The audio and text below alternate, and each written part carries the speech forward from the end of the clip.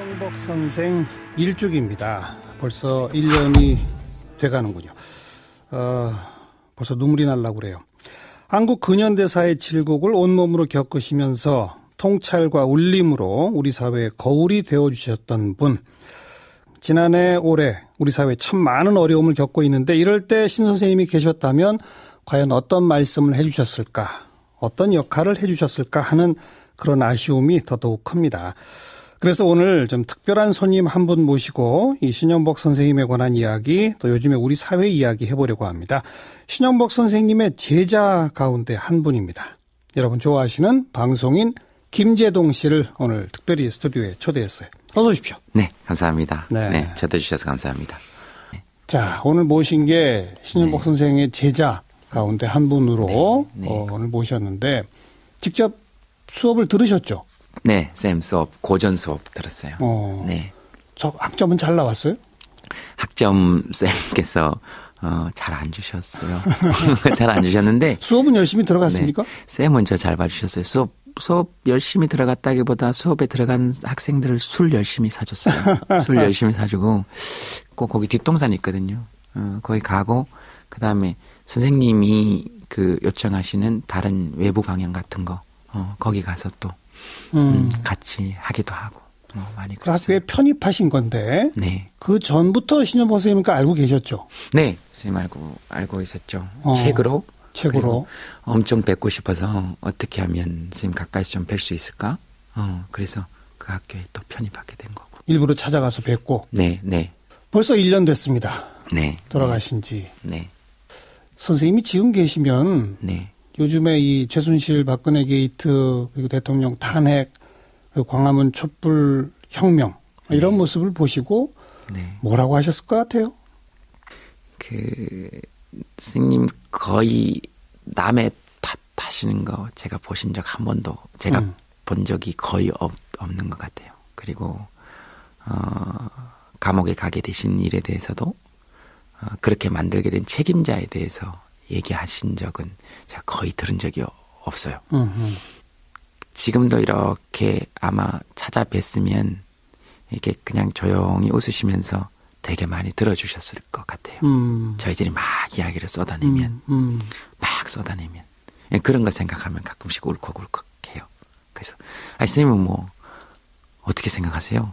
제가 이렇게 감히 잘 여쭤보지도 못하지만 스님 말씀 안 하세요? 그러면 다 하셨잖아요.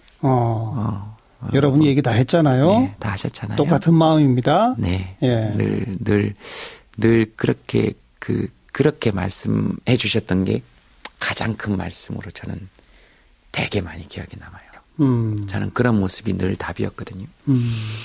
신용복 선생 계셨으면 신용복 선생께서도 광화문 그리고 전국의 촛불 시민들의 그 모습, 그 아름다운 모습을 보고서는 신용복 선생님도 놀라셨을 것 같아요.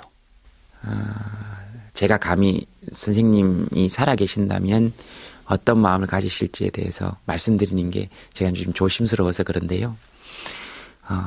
엄청 기뻐하시고 좋아하시고 봐라 우리 이 정도 수준의 사람들 된다? 아니냐.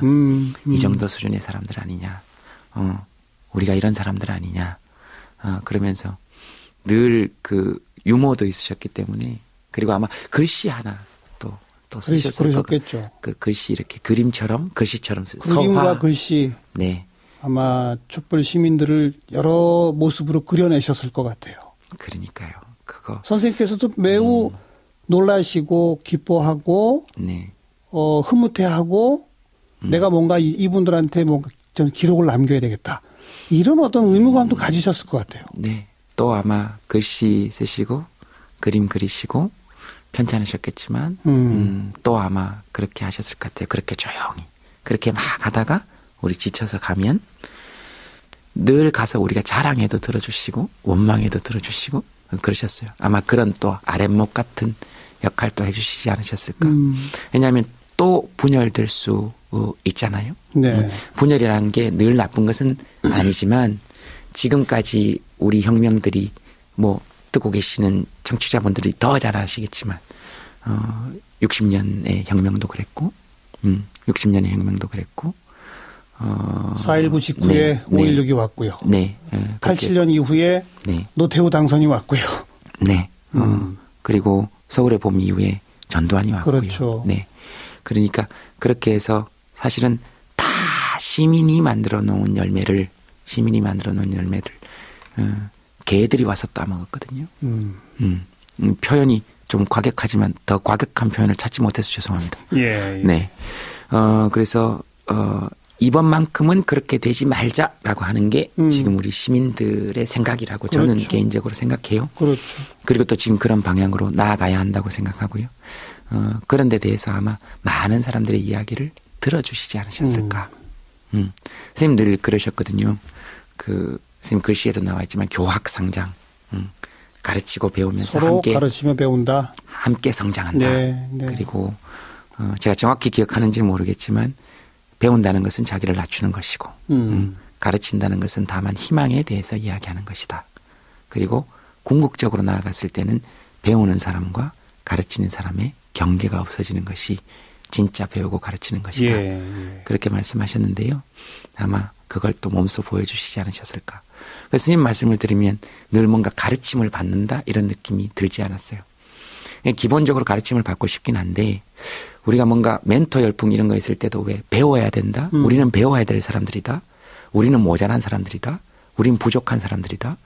지금 사실 미디어나 이런 것들이 저는 그렇다고 생각하거든요. 예. 어떤 한 사람이 얘기하면 대중은 우매해서 배워야 되는 존재들이고 광장에서도 가끔 어떤 정치인이 막 얘기를 하면 우리는 그걸 듣고 선택해야 되는 존재고 일방적으로 끌려가는 존재고 강조하셨던 그 대목이죠. 근데 그게 아니고 사람들은 그런 존재가 아니거든요.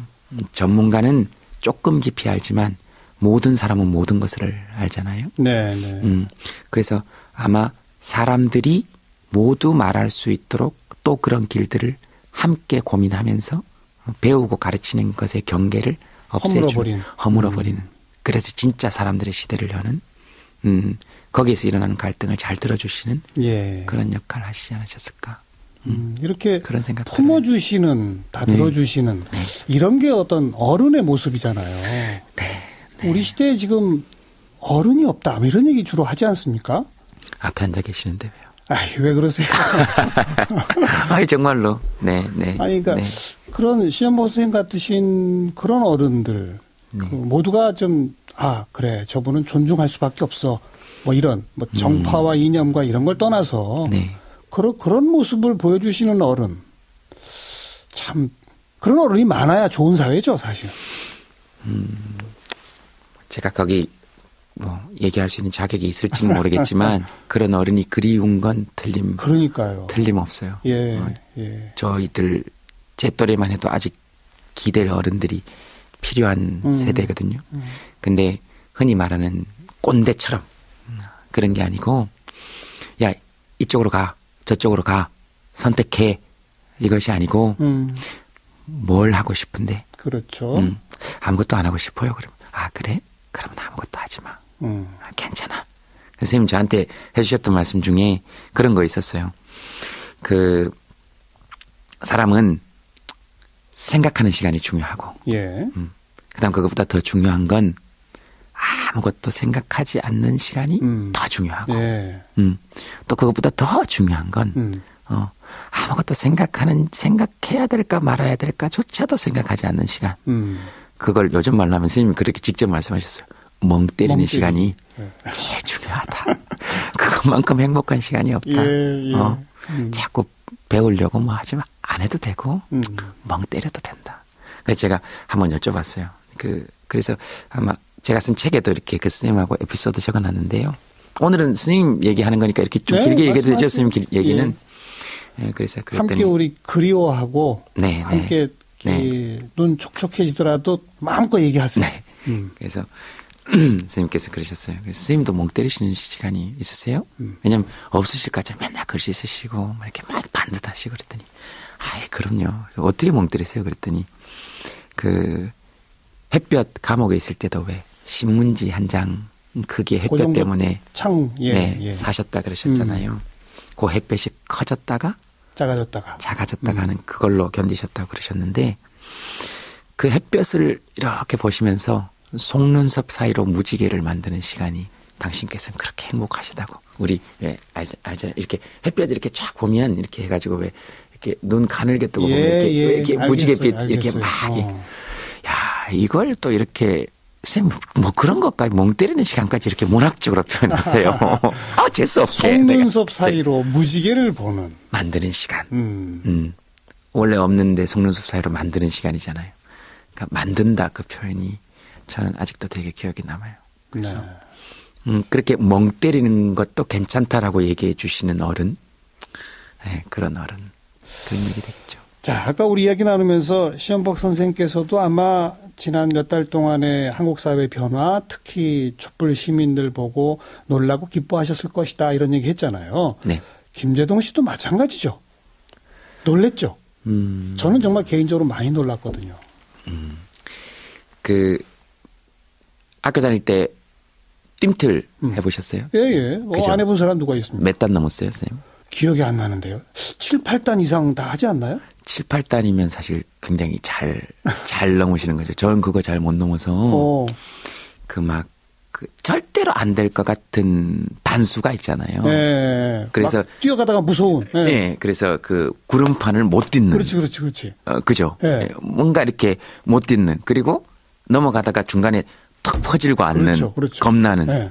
그 뜀틀 넘었을 때 왜, 야, 이거 자기가 자기한테 놀라는 거 있잖아요. 야, 이게 되는구나. 네. 내가 해냈다 뭐 이런 거. 네. 저는 그런 느낌이에요. 그러니까 저 사람들이 놀랍다가 아니고 우리니까요. 그러니까 그런 느낌이 나도 들어요. 놀라고 모두가 함께 놀라는. 우리가 놀래는 거죠. 예. 우리가 함께 해낸 거니까.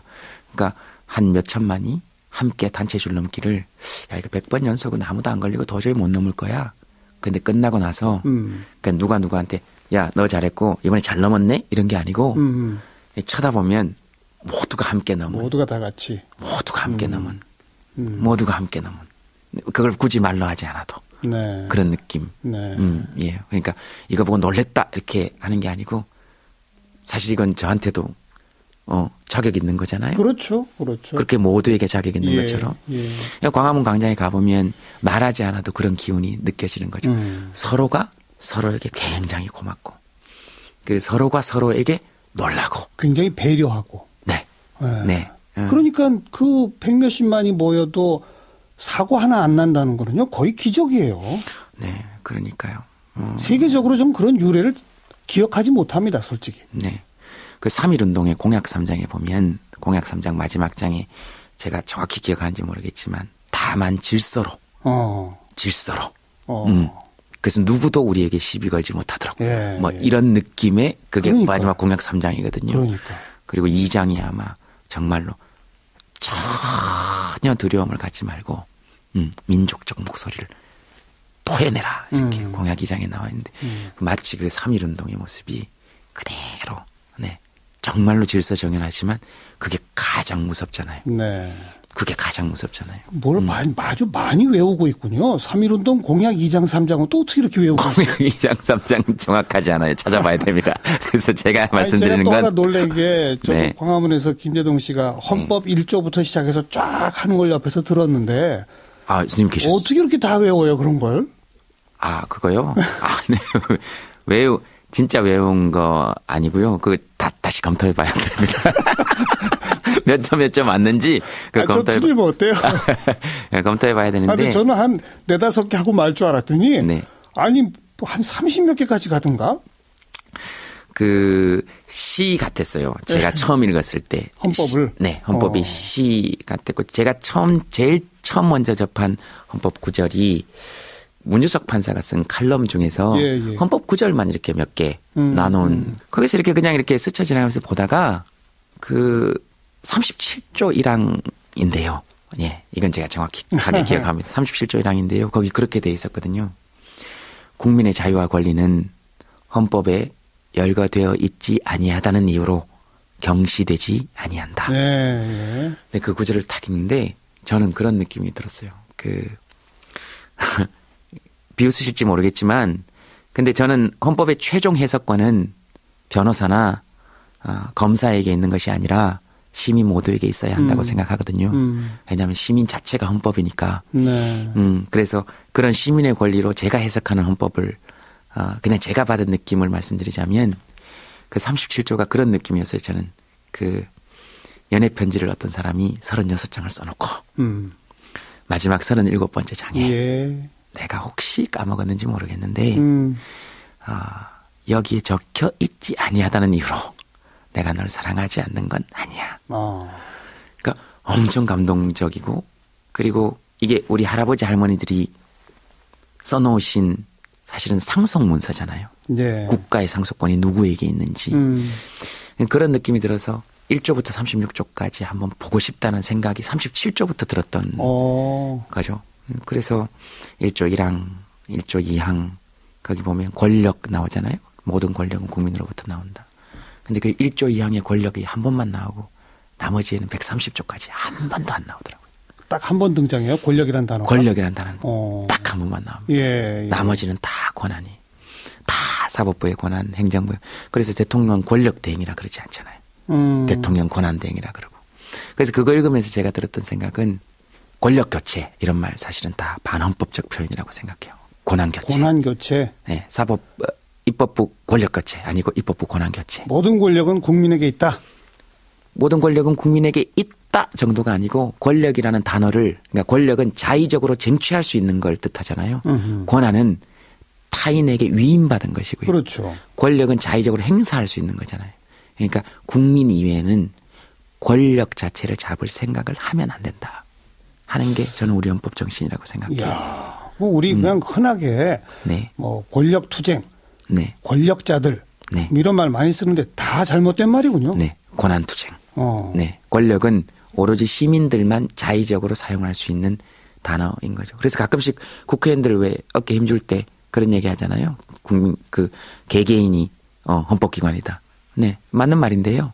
사실은 국민들은 개개인이 권력기관입니다. 그리고 헌법 그 자체고요. 예. 그러니까 그런 게 딱 들어오면 사람의 어깨 힘이 딱 들어가잖아요. 그리고 헌법 전문에 보면 유구한 역사와 전통에 빛나는 우리 대한국민은 이렇게 시작하는 것도 저는 굉장히 가슴에 와닿았어요. 그래요.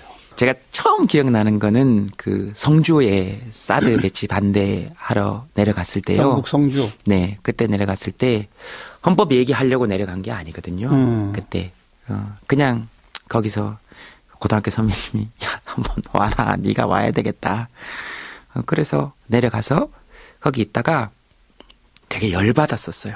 왜냐하면 그 올라가기 전에 이렇게 하고 있는데 어떤 어머님이 오셔가지고 저를 막 끌어안고 우시는 거예요. 아이고, 내보고 빨개 일한다. 종북 일한다. 무서워 죽겠다. 할머니가? 네. 처음 들어보시는 그렇죠. 얘기잖아요. 우리 얘기 좀 해달라고. 예, 예. 근데 엄청 열받았어요. 화가 나죠. 네, 엄청 열받았고. 그래서 이렇게 올라갔는데 그냥 딱 보는 순간 헌법 생각이 났어요. 어머님, 아버님들 이렇게 아스팔트 저녁 드셔야 될 시간에 아스팔트 바닥에 앉혀놓으면 예. 이거 주권자들에 대한 대우 아니니까 이게 헌법 1조 1항 위반인 거다. 민주공화국의 뜻이 뭔데 쌀을 나누어 먹는 나라. 누구도 동시에 자기 의견을 말할 수 있는 나라. 그러면 위반이고 2조 국민이 되는 요건을 갖춘 사람들이 대한민국에 배치되는 무기 체계에 대해서 얘기할 수 있는 자격이 없다?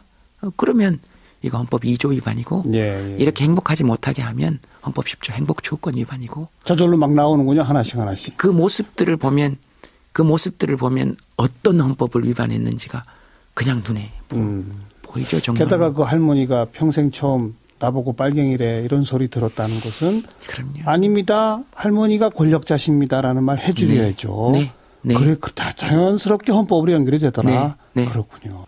헌법 전체를 통틀어도 거기부터 시작된 거군요. 국민이 지켜야 될 법이 아니고요. 헌법은 제가 읽기로는 그렇거든요. 국가가 정부 기관들이 해야 할 일들 그런 거죠. 국가가 국민을 위해 국민의 권력을 지키기 위해서 어떤 권한을 행사해야 되는지를 써놓은 거거든요. 그래서 그들이 지켜야 될 법이에요, 사실은. 맞아요. 네. 그래서 지금 이제 2017년 1월 그리고 몇 달 후가 될지 이른바 권한을 서로 뺏고 빼앗기기 위한 선거 뭐 이런 것들이 이제 예정돼 있는 이 시대 2017년 1월 대한민국이 시민들이 만든 열매를 시민들의 것으로 계속 키워가기 위한 첫 번째 과제는 뭐예요? 첫 번째 과제는 지금 이미 시민들이 이야기하고 있는 말씀하시고 계시는 것 중에서 다 있다라고 저는 생각해요. 예. 지금 만민공동회를 통해서 엄청나게 많은 정책들이 쏟아져 나오고 있는 거거든요. 만민공동회뿐만 아니라 촛불 집회에서도. 첫 번째는 적어도 한반도 내에서의 대한민국의 주도권 회복. 북한에 대해서 경제 제재를 할 거냐 아니면 대화를 할 거냐. 거기에 대한 주도권을 회복하자는 것이죠. 그러니까 제재냐 협력이냐 양분되는 문제가 아니고 그것을 결정할 수 있는 주도권을 대한민국이 쥐어야 된다는 게 가장 지금 많이 나오는 거 아니에요. 사드 배치도 마찬가지죠. 사드가 만약에 정말로 필요하다면 중국이 반대한다 해도 설치할 수 있어야 해요. 물론이죠. 그런데 사드가 만약 정말로 필요하지 않다면 미국이 하라 그래도 하지 않을 수 있어야 되거든요. 그런 대한민국의 주도권. 그런 대한민국의 주도권이고 그리고 그것이 필요하다고 하더라도 국민의 허락을 최종적으로 구하겠다는 헌법적 정신을 가진 권한이 필요한 것이죠. 좋습니다. 그게 1번이고. 그게 1번이고요. 지금 두 번째는 경제의 시민 주도권 회복인 것이죠. 그게 지금 나오고 있는 게 최저임금 10,000원. 그다음에 재벌들에게만 집중되어져 있는 경제정책들. 이런 것들이 시민들 위주로 경제정책이 재편되어야 한다는 것이죠. 그렇죠. 최저임금 10,000원 같은 건 자영업자분들은 지금 당장 힘드실 수 있으니까 지금 현재 최저임금은 자영업자들이 지급을 하고 그다음 나머지 10,000원 정도의 차등 부분 적어도 3,000원 정도 되는 부분은 정부에서 한시적으로 보조하는 방안. 정책 패키지로 이미 다 있어요. 그러니까 자영업자들 지원하기 위한 방법들이. 그렇게 되면서 나오는 여러 가지 누구도 상처받지 않는 방안. 다만 우리를 위한 경제정책을 만들어내달라. 좋습니다. 경제에서의 시민주도권. 경제에서의 시민주도권 회복. 세 번째는? 세 번째가 정치에서의 시민주도권 회복이 되겠죠. 예를 들면 국회의원 탄핵권은 지금 현재 셀프 탄핵 외에는 방법이 없는 것이죠. 자기들끼리 3분의 2가 동의해야 제명하는데 그런 일은 거의 없을 거라고 봐야 된다는 것이죠. 그러니까 국민들한테 그것도 줘야 한다. 국회의원 탄핵권. 예를 들면 당선 1년 후에는 지역 주민의 과반수 발의, 과반수 찬성이면 국회의원은 탄핵한다. 시민 소환제 뭐 이런 것들이죠. 그런 게 헌법에 명시되어야 하는 것이고 대통령 탄핵도 마찬가지죠. 지금 최종 권한은 헌법재판소에 있다는 것이죠. 물론 국민의 대의기관인 국회에서 탄핵 절차를 밟긴 하지만 65조에 그렇게 명기되어 있는데 65조에 국민 대통령 탄핵권 같은 것도 함께 명기가 되는 것이 옳다. 그러니까 국민의 대통령 당선 1년 후 국민의 3분의 2가 발의하고 유효투표 예를 들면 유효투표 3분의 2가 찬성하면 조금 까다롭고 엄격한 것이죠. 왜냐하면 함부로 또 역시 탄핵이 되면 안 되는 것이니까. 다만 명시적으로 국민이 대통령을 탄핵할 수 있는 길을 헌법적 권한으로 열어놓는 것이 그렇게 되면 대통령의 권한은 저는 자연히 분산된다고 봐요. 그 출발선부터 개헌에 대한 얘기를 하는 것이 시민의 정치 주도권 회복의 첫 출발점이 되지 않겠냐. 한반도 내 대한민국의 주도권 확보, 경제에서의 시민 주도권, 정치에서의 시민 주도권. 이것이 지금 시민들이 만든 열매를 더 풍성하게 갖고 가는 길일 것이다. 이게 우리의 과제다. 이런 말씀이고. 되겠죠? 그걸 되게 하려면 지금까지는 카지노 방식의 선거를 한 거거든요. 카지노에 가서 우리가 돈을 따지 못하는, 돈을 딸 수 없는 이유는 패를 우리가 질 수 없기 때문이에요. 세팅도 다 거기서 하고 그리고 늘 딜러가 돌리고. 그럼 어떻게 해야 돼요? 근데 고스톱은 그렇지 않죠. 패를 우리가 선이 바뀌죠. 선이 바뀌죠. 근데 지금까지는 다 정치인들이 패를 쥐고 있었다는 거죠. 그것도 엘리트 정치인들이. 결국 그 사람들 자리만 바뀌는 거잖아요. 여야 자리 바꾸면 한다는 것이.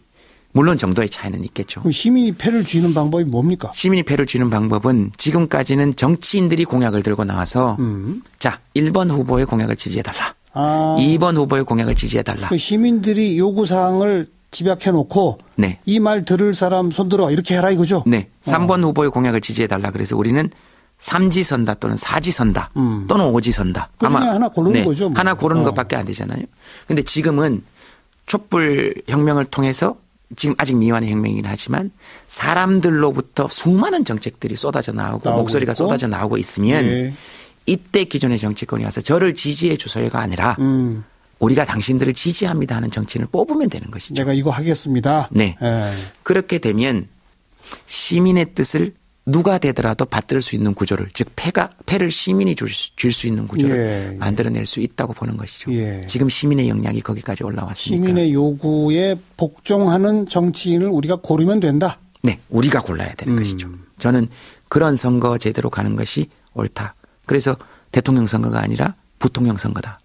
제20대 부통령 선거다. 대통령은 원래 정해져 있었고 그러니까 학급 선거로 치면 이건 반장 선거가 아니고 주번 선거가 돼야 되는 거죠. 마지막 질문이 될지 모르겠는데 블랙리스트 뭐 이런 파문이 일기 훨씬 전부터 김재동 씨는 수도 없이 잘리고 뭐 그랬잖아요. 아니에요. 그랬잖아요. 방송하다가 뭐 어디 한번 저 1인 시위 한번 하면 잘리고 어디 가서 무슨 시사적 발언 한번 하면 잘리고 몇 번 있잖아요. 아니요. 그건 사실관계가 확인이 안 됐기 때문에 그리고 그렇게 얘기하면 제가 염치가 없는 거죠. 왜냐하면 저는 어떤 데서 만약에 그렇게 되면 그래서 모두가 다 많이 지났죠. 모두가 다 인정하고 있는 걸 자꾸 부정하려고 그러지 마시고 지금 질문은 뭐냐면 점점 김재동 씨의 사회적 발언과 활동이 그러니까 정말 바람직한 의미의 소셜 테이너로서 확대돼 가고 있는 것 같이 보여요. 제 눈에 보기에 과거보다. 혹시 그러면 앞으로 내가 이 직업 방송인으로서 살아가는데 이게 혹시 장애가 되지 않을까라는 두려움 같은 건 가져온 적 없습니까? 10년 정도 되면 내공이 조금 생깁니다. 지금 10년 차거든요. 10년 차거든요. 그래서 이제 뭐 기관의 직원들도 만나봤고요. 만나보면 또 이렇게 얘기하다 보면 다 좀 통합니다. 뭐 이렇게 얘기하다 보면 다 좀 통하기도 하고 뭐 다 적어놓은 거긴 하니까 노무현 전 대통령 노제 때도 그 일주기 때도 안 가는 게 좋지 않겠냐 그래서 가는 게 좋겠다. 만약에 제가 지금 여기서 안 가게 되면 당신들 나한테 협박한 거 된다. 그럼 나중에 문제 생긴다. 근데 가지 말라 근데 내가 가면 우리 둘은 협의한 게 된다. 협의는 아무런 법적 문제가 없다. 어떻게 하실래요? 가는 게 낫겠죠. 그랬더니 가는 게 낫겠다. 뭐 그렇게 얘기하고 이제 공력이 내공이 조금씩 생기죠. 그리고 두렵지 않습니까? 이렇게 물어보는 사람들이 있어서 별로 두렵지 않아요. 걱정해 주는 사람들이 많으니까. 두려운 건 사실인데 기본적으로 마이크를 잡았다는 건 사람들의 도움을 받았다는 거거든요. 좋습니다. 그러니까 뭐 큰 걱정 없습니다. 김재동 씨. 그러니까 출연료 이거는 좀 주셔야 돼요. 이거를 뭐 얼렁뚱땅 넘어가시거나. 물론 드립니다. 주세요. 김재동 씨의 활동 공간이 방송 안이건 방송 바깥이건 점점 더 넓어질 수 있고 또 탄탄해질 수 있는 그런 것이 좋은 사회다. 이렇게 말하면 될 것 같아요. 시민 김재동으로서는 거기에 전적으로 동의합니다. 그러니까 시민 김재동이니까 거기 앞에 김재동을 시민으로만 바꾸면 되니까 연예인이 무슨 정치 얘기를 하냐. 그러면 그건 헌법을 한 번도 안 읽어본 사람이거든요. 국민은 누구든지 정치적 발언권을 가지고 있고. 그렇죠. 더 많은 곳에서 더 밝고 멋진 모습으로 볼 수 있기를 바라겠습니다. 오늘 나와주셔서 고맙습니다. 잘 들어주셔서 감사합니다. 청취자 여러분들께도 감사드립니다. 방송인 김재동 씨 함께 만났습니다.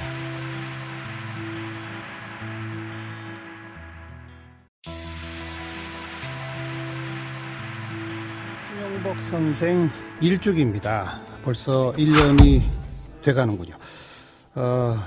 벌써 눈물이 날라고 그래요. 한국 근현대사의 질곡을 온몸으로 겪으시면서 통찰과 울림으로 우리 사회의 거울이 되어주셨던 분. 지난해 올해 우리 사회에 참 많은 어려움을 겪고 있는데 이럴 때 신 선생님이 계셨다면 과연 어떤 말씀을 해 주셨을까, 어떤 역할을 해 주셨을까 하는 그런 아쉬움이 더더욱 큽니다. 그래서 오늘 좀 특별한 손님 한 분 모시고 이 신영복 선생님에 관한 이야기, 또 요즘에 우리 사회 이야기 해보려고 합니다. 신영복 선생님의 제자 가운데 한 분입니다. 여러분 좋아하시는 방송인 김재동 씨를 오늘 특별히 스튜디오에 초대했어요. 어서 오십시오. 네, 감사합니다. 초대해 주셔서 감사합니다. 자, 오늘 모신 게 신영복 선생의 제자 가운데 한 분으로 오늘 모셨는데 직접 수업을 들으셨죠? 네, 쌤 수업, 고전 수업 들었어요. 저 학점은 잘 나왔어요? 학점 쌤께서 잘 안 주셨어요. 잘 안 주셨는데 말씀드리는 게 제가 좀 조심스러워서 그런데요. 엄청 기뻐하시고 좋아하시고 봐라 우리 이 정도 수준의 사람들 된다? 아니냐? 이 정도 수준의 사람들 아니냐? 우리가 이런 사람들 아니냐? 그러면서 늘 그 유머도 있으셨기 때문에 그리고 아마 글씨 하나 또 쓰셨을 그러셨겠죠. 그 글씨 이렇게 그림처럼 글씨처럼 그림과 서화. 글씨. 네. 아마 촛불 시민들을 여러 모습으로 그려내셨을 것 같아요. 그러니까요. 그거 선생님께서도 매우 놀라시고 기뻐하고 네. 흐뭇해하고 내가 뭔가 이분들한테 뭔가 좀 기록을 남겨야 되겠다. 이런 어떤 의무감도 가지셨을 것 같아요. 네. 또 아마 글씨 쓰시고 그림 그리시고 편찮으셨겠지만 또 아마 그렇게 하셨을 것 같아요. 그렇게 조용히. 그렇게 막 하다가 우리 지쳐서 가면 늘 가서 우리가 자랑해도 들어주시고 원망해도 들어주시고 그러셨어요. 아마 그런 또 아랫목 같은 역할도 해주시지 않으셨을까. 왜냐하면 또 분열될 수. 네. 수업은 열심히 들어갔습니까? 네. 쌤은 저 잘 봐주셨어요. 수업 열심히 들어갔다기보다 수업에 들어간 학생들을 술 열심히 사줬어요. 술 열심히 사주고 꼭 거기 뒷동산이 있거든요. 거기 가고 그다음에 선생님이 그 요청하시는 다른 외부 강연 같은 거 거기 가서 또 같이 하기도 하고 많이 그 학교에 편입하신 건데 네. 그 전부터 신현복 선생님과 알고 계셨죠? 네. 선생님 알고 있었죠. 책으로 엄청 뵙고 싶어서 어떻게 하면 선생님 가까이 좀 뵐 수 있을까? 그래서 그 학교에 또 편입하게 된 거고. 일부러 찾아가서 뵙고. 네. 네. 벌써 1년 됐습니다. 네. 돌아가신 지. 네. 선생님이 지금 계시면 네. 요즘에 이 최순실 박근혜 게이트 그리고 대통령 탄핵 광화문 촛불 혁명 이런 모습을 보시고 뭐라고 하셨을 것 같아요? 스님 거의 남의 탓하시는 거 제가 보신 적 한 번도 제가 본 적이 거의 없는 것 같아요. 그리고 감옥에 가게 되신 일에 대해서도 그렇게만 있잖아요. 네. 분열이라는 게 늘 나쁜 것은 아니지만 지금까지 우리 혁명들이 뭐 듣고 계시는 청취자분들이 더 잘 아시겠지만 60년의 혁명도 그랬고 60년의 혁명도 그랬고 4.19 직후에 5.16이 왔고요. 네. 87년 이후에 노태우 당선이 왔고요. 네. 그리고 서울의 봄 이후에 전두환이 왔고요. 그렇죠. 네. 그러니까 그렇게 해서 사실은 다 시민이 만들어 놓은 열매를 개들이 와서 따먹었거든요. 표현이 좀 과격하지만 더 과격한 표현을 찾지 못해서 죄송합니다. 예. 네. 그래서 이번만큼은 그렇게 되지 말자라고 하는 게 지금 우리 시민들의 생각이라고 저는 그렇죠. 개인적으로 생각해요. 그렇죠. 그리고 또 지금 그런 방향으로 나아가야 한다고 생각하고요. 그런 데 대해서 아마 많은 사람들의 이야기를 들어주시지 않으셨을까. 선생님 늘 그러셨거든요. 선생님 글씨에도 나와 있지만 교학상장. 가르치고 배우면서 서로 함께 가르치며 배운다. 함께 성장한다. 네. 그리고 들게 된 책임자에 대해서 얘기하신 적은 제가 거의 들은 적이 없어요. 지금도 이렇게 아마 찾아뵀으면 이렇게 그냥 조용히 웃으시면서 되게 많이 들어주셨을 것 같아요. 저희들이 막 이야기를 쏟아내면 그런 거 생각하면 가끔씩 울컥울컥해요. 그래서 선생님은 뭐 어떻게 생각하세요? 제가 이렇게 감히 잘 여쭤보지도 못하지만 선생님 말씀 안 하세요? 그러면 다 하셨잖아요. 여러분이 얘기 다 했잖아요. 네, 다 하셨잖아요. 똑같은 마음입니다. 네, 예. 늘 그렇게 말씀해 주셨던 게 가장 큰 말씀으로 저는 되게 많이 기억에 남아요. 저는 그런 모습이 늘 답이었거든요. 신현복 선생 계셨으면 신현복 선생께서도 광화문 그리고 전국의 촛불 시민들의 그 모습, 그 아름다운 모습을 보고서는 신현복 선생님도 놀라셨을 것 같아요. 제가 감히 선생님이 살아계신다면 어떤 마음을 가지실지에 대해서 말씀